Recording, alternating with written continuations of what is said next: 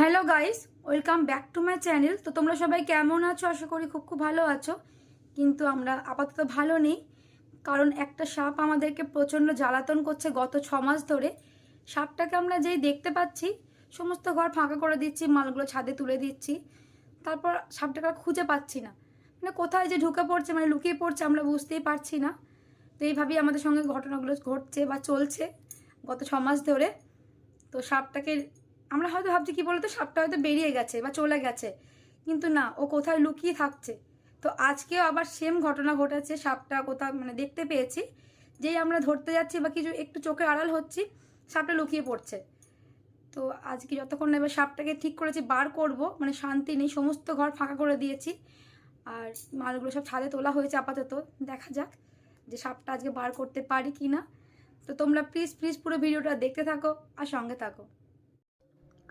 আলমারিতে যত জামা কাপড় ছিল সেগুলো সবই ছাদের মধ্যে তুলে দিয়েছি, আর কিছু জামা কাপড় দিদির ঘরে রাখা হয়েছে। এই সবই জামা কাপড় আমার আর আমার ছেলে মেয়ের। কিছু করার নেই, যেহেতু ঘরটা ফাঁকা করতে হবে, তার জন্য জামা কাপড়গুলো সব ছাদের মধ্যে এখন রেখে দিলাম। আপাতত হালকা হালকা রোদ আছে, মানে সাপটা খুঁজে পাওয়া যাচ্ছে না, কোথায় যে ঢুকে পড়েছে। আলমারিগুলো একটু সরানোরা করতে হবে, উল্টাতে হবে, নাহলে বোঝা যাবে না যে সাপটা কোথায় ঢুকে গেছে, যার জন্য পুরো আলমারিটা ফাঁকা করতে হয়েছে। তো চলো, এগুলো ছাদে এখন থাক। আর আজকে আমাদের বাড়িতে রান্নাও হয়নি। মাকে বললাম যে আজকে রান্না বান্না করার কোনো দরকার নেই, হাজব্যান্ডকে বলবো দোকান থেকে বিরিয়ানি নিয়ে চলে আসবে। কারণ দেখো, সাপটা যে কোথায় আছে আমরা এখন কেউ জানি না। আমার বাবা বাড়িতে থাকে না আর আমার হাজব্যান্ডও দোকানে থাকে। তাই যতক্ষণ না ওরা আসছে, আমরা মানে বাচ্চা কটাকে নিয়ে যেহেতু একা আছি, ভয় লাগছিল। তাই মাকে বললাম তুমি ছেলে মেয়েদেরকে নিয়ে ঘরের মধ্যে বসে থাকো। তো যাই হোক, বাবারা বাড়ি চলে এসছে আর সঙ্গে হাজব্যান্ড বিরিয়ানি নিয়ে এসছে। এরপর খাওয়া দাওয়ার পর সেরকম করে ভিডিও করতে পারিনি, কারণ বুঝতেই পারছো বাড়ি ঘরের যে অবস্থা। এর মধ্যে দেখো একটা অঘটন ঘটে গেছে। যেহেতু ওই বাকি ঘরগুলো খোলা হয়ে গেছে, সাপটাকেও খুঁজে পাওয়া যায়নি, তাই আদৌ আমরা জানি না যে সাপটা অন্য কোনো ঘরে ঢুকেছে কি না। ছেলে হঠাৎ করে চিৎকার করে ডাকছে যে পায়ে ওর কিসে কামড়ে দিয়েছে, আর একটু রক্তও পড়ছিল। দিদি সঙ্গে সঙ্গে পায়ে রক্তটা চুষে ফেলে দিয়েছে, জানি না, তবু একটু ভয় লাগছিল। তো সঙ্গে সঙ্গে ওকে আমরা এমার্জেন্সিতে নিয়ে আসি, কিন্তু এমার্জেন্সিতে কোনো কথাই শুনবে না, সঙ্গে সঙ্গে বলে ভর্তি করতে হবে। তো শেষমেশ কী করব, বাড়ি থেকে একটা চাদর নিয়ে এখানে দেখো ছেলেকে আমরা ভর্তি করে দিয়েছি। তো আজকে রাতটাও থাকবে। আমার প্রচণ্ড ভয় লাগছিল হসপিটালে, তাই ছেলেকে দিদির কাছে রেখে দিয়েছি, দিদি আজকে থাকবে। আমি বাড়ি চলে এসেছি। চলো, সাপটা কোথায় ছিল তোমাদেরকে দেখাচ্ছি। এই কোণটার মধ্যে সাপটা ছিল, তারপরে আর খুঁজে পাইনি।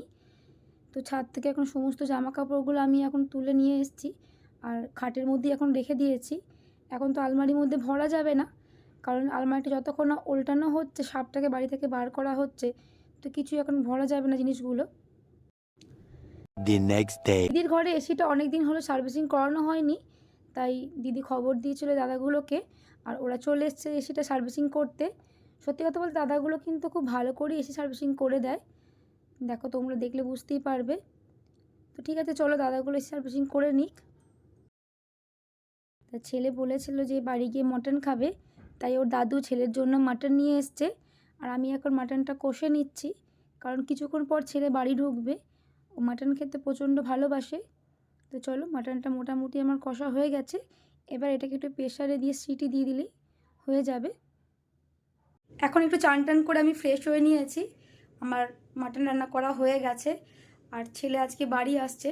তো তোমাদের সকলের আশীর্বাদে আর ঠাকুরের আশীর্বাদে ছেলের কিছু হয়নি, এটা ভেবে ভালো লাগছে। আর গতকাল রাতে ছেলের সঙ্গে কিন্তু হসপিটালে আমি ছিলাম না, দিদিই ছিল। আমি থাকতে একটু ভয় পাই হসপিটালে, তাই দিদি বলল তুই বাড়ি চলে যা, ওর সঙ্গে আমি থাকছি। আর সাপটাও কিন্তু এখনও বাড়ি থেকে বেরোয়নি, কোথায় যে ঢুকে আছে বুঝতে পারছি না। হাজব্যান্ড কালকে বলছিল সরো, আমি সব দেখছি। আমি বললাম না, তোমাকে দেখতে হবে না, মানে যতক্ষণ না দিদি বাড়ি আসছে তোমাকে দেখতে হবে না। দিদি বাড়ি এলে একটু সাহসটা থাকে মনে, মানে বল লাগে যে দিদি আছে। যখনই দেখতে পাই না সাপটাকে, ঘরের মধ্যে কার্বলিক অ্যাসিড রাখা থাকে, দিদি সব ঘরে ঘরে কার্বলিক অ্যাসিড দিয়ে দেয়, ন্যাকড়া করে দিয়ে দেয়। তো তার জন্যই দিদির অপেক্ষা করছিলাম। তো চলো, তোমরা ভিডিওটা দেখতে থাকো আর সঙ্গে থাকো। 15 ঘন্টা ছেলে হসপিটালে ছিল, এখন দেখো ছেলে হাসতে হাসতে বাড়ি আসছে। কেমন লাগছে বাড়ি এসে বল? কত ঘন্টা ছিলি ওখানে হসপিটালে? 15। এরপর ছেলেকে বললাম যে বাবার সঙ্গে চুল কেটে, ওদেরকে চুল কেটে এসছে। এগুলো কি এনেছিস? ওআরএস, মিট মশলা আর গ্লুকন ডি। এই দেখো, এই সাপটা আমাদের ঘরে ছিল, গত 6 মাস থেকে আমাদেরকে জ্বালাতন করছিল। আর এই যে ন্যাকড়াগুলো দেখছো, আমরা সব কার্বলিক অ্যাসিড দিয়ে দিয়েছি গোটা ঘরে। আর সাপটা এই আলমারিটাকে উল্টো করে দিয়েছি, আলমারি তলাতেই গুটিয়ে ছিল, এখন বেরিয়ে পড়েছে। তো এই সাপটাকে আমার দিদিই বার করবে। দেখছো সাপটাকে দেখেই মানে কতটা ভয় লাগছে। তো ফাইনালি দীর্ঘ 6 মাস পর আমরা সাপটাকে বাড়ি থেকে বের করতে পারলাম। এটা ভেবে অনেক ভালো লাগছে। এই 6 মাস যে কী টেনশনের মধ্যে আমরা ছিলাম সেটা একমাত্র আমরাই জানি। যেহেতু বাড়িতে দুটো বাচ্চা আছে, অনেক ভয় লাগছিল। মানে যখনই আমরা সাপটাকে দেখছিলাম কোথায় যে ঢুকে পড়ছিল আমরা বুঝতে পারছিলাম না। এবার আমরা হয়তো ভাবছি কি বলতো যে চলে গেছে বা বেরিয়ে গেছে, কিন্তু না, ও কোথাও লুকিয়ে থাকছিল। এবার ঠিক করেছিলাম যে ভাবি হোক ওকে বার করতে হবে। কারণ আমি যখন সাপটাকে এবার দেখি, আমি একদম ওখানেই দাঁড়িয়েছিলাম ঘরের কাছে, নড়িনি একদম, যে ঠিক আমি দেখবো কোথায় যায়। তো আমার দরজাটা ঘরে বন্ধ করে, মানে দরজা জ্বালা সব বন্ধ করে রেখে দিয়েছিলাম, যে ওকে কোনোভাবে ঘর থেকে বের করতে দেবো না। তো ঠিক সন্ধ্যে নাগাদ সাপটা মানে বেরিয়ে আসে। মানে আলমারিটাকে উল্টো করে দিই আমরা, মানে উপর করে দিই, আর চারিপাশটা পুরো অ্যাসিড দিয়ে দিয়েছিলাম গোটা ঘরে। এবার ও গন্ধের মধ্যে বেরিয়ে এসছে, গন্ধে থাকতে পারেনি। এবার দিদি একটা বালতি আর ঘর মধ্যে যে রডগুলো হয় না, সেই রডের সাহায্যে সাপটাকে বালতির মধ্যে ঢুকিয়ে নিয়েছে। মানে অনেক কষ্ট করে ঢোকানো হয়েছে। এরপর রাত্রে যখন অনেকটা সময় লেগেছিলো বার করতে, দিদি প্রচণ্ড ভয় পাচ্ছে, মানে দিদি রীতিমতো হাত পাগুলো থাতা করে কাঁপছিল যখন বার করছিল। আমি আর দিদি ঘরের মধ্যে ছিলাম, বাচ্চাগুলোকে মানে ওই পাশের ঘরে দরজা বন্ধ করে রেখে দিয়েছিলাম। তারপর সাপটাকে যা হোক কোনোভাবে মানে আমরা উদ্ধার করতে পারি, তারপর একটু দূরে গিয়ে ফেলে দিয়ে আসে জঙ্গলের মধ্যে। জানি কিছু করার ছিল না আমাদের, বলো, কারণ যেহেতু বাড়িতে বাচ্চা আছে, মা বাবা আছে, বার তো করতেই হতো। তো চলো, এবারে একটু মানে শান্তি লাগছে মনে, ভয়মুক্ত হলাম। তো ভিডিওটা বেশি বড় করব না, কারণ অনেক বড় হয়ে যাবে। তো তোমাদের সঙ্গে দেখা হবে নেক্সট ভিডিওতে।